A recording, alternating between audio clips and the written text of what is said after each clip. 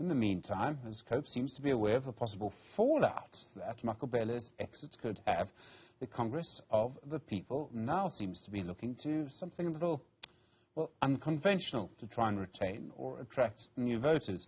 One avenue is the party is considering will be to change its constitution that would allow the party to attract independent candidates. They will then contest as independents, but under the umbrella of Cope. Confused? Me too. Juniour Khumalo is our political reporter. He joins us now. Juniour, good afternoon to you. I know what an independent candidate is. I know what a party member is. What is Cope trying to do?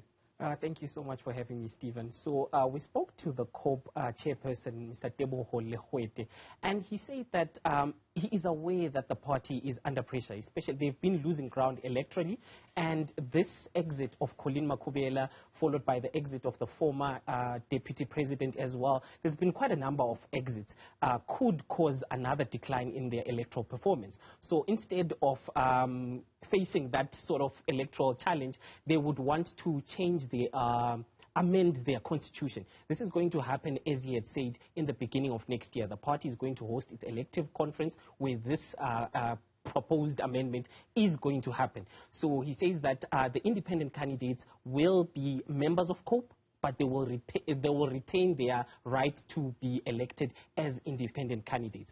We know that this is a bit complicated, so we spoke to an elections analyst who said the following. COPE is not going to do very well come next elections in 2024. Colleen Makhubele was a rising star, liked by many people. The fact that she became the speaker in the Joburg Municipal Council suggests, at least to me, that she had a little bit of clout as a politician. And I think if COPE was really serious about winning some voters come 2024, they would have tried hard to maintain the skill and presence of persons such as Colleen Makhubele. But of course, you know, we know that there's always been squabble within COPE in terms of people wanting to maintain certain positions, etc. We talked about Mr. Musweli Kota, who refuses to move. And I think what also led to Colleen Makhubele's departure is purely the uncomfort that she has found herself in within COPE, not being able to express herself, etc. So, Juniour, I suppose the idea would be that COPE would be a sort of umbrella. I mean, to be an independent, you need people to sign petitions, for example. It might help with some of the organisation that independent candidates might be lacking.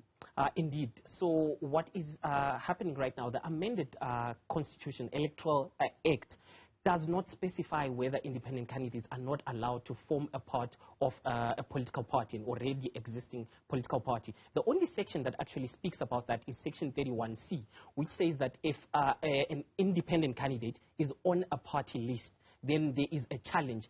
Both parties should be spoken to by the IEC, and the party should consider whether it allows that person to stand or not. But it doesn't say whether they cannot participate or not. So COPE seems to be utilizing this loophole in the Electoral Act to try and attract independent candidates within the party.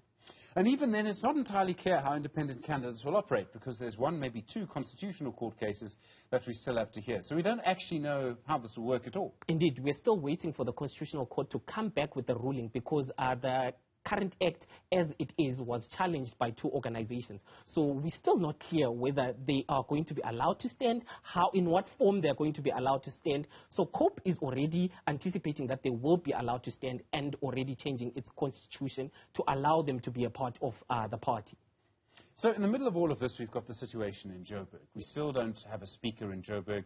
If I remember correctly, there's a statement from the organization that Colleen Makhubele is now joining, suggesting that she won't actually oppose being removed from COPE. So that would presume there's no speaker in Joburg. Indeed. From what the COPE chairperson said is that they have already spoken to the municipal manager. They've indicated that Makhubele is no longer a member of the party, meaning that the municipal manager is supposed to take a stance on whether an election for a speaker is supposed to take place.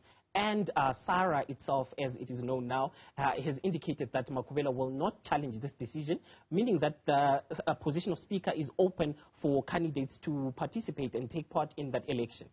Joburg politics is complicated. I think there are 7 councillors who are the only councillor for their political party.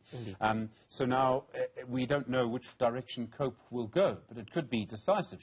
Colleen Makhubele was a big part of moving COPE away from the sort of DA Action SA alliance to the sort of ANC-EFF alliance. Indeed, COPE is saying that they are already speaking to the ANC and the EFF, who they were in coalition with, and they would love to have whoever their councillor is chosen to represent COPE in the Joburg Council to also be the Speaker of Council. They know that this is not a given. This position is not a COPE position. It has to be, someone has to be elected into this position. But they are speaking to their alliance partners, and they are hoping that they retain this position. Juniour Khumalo, thank you very much.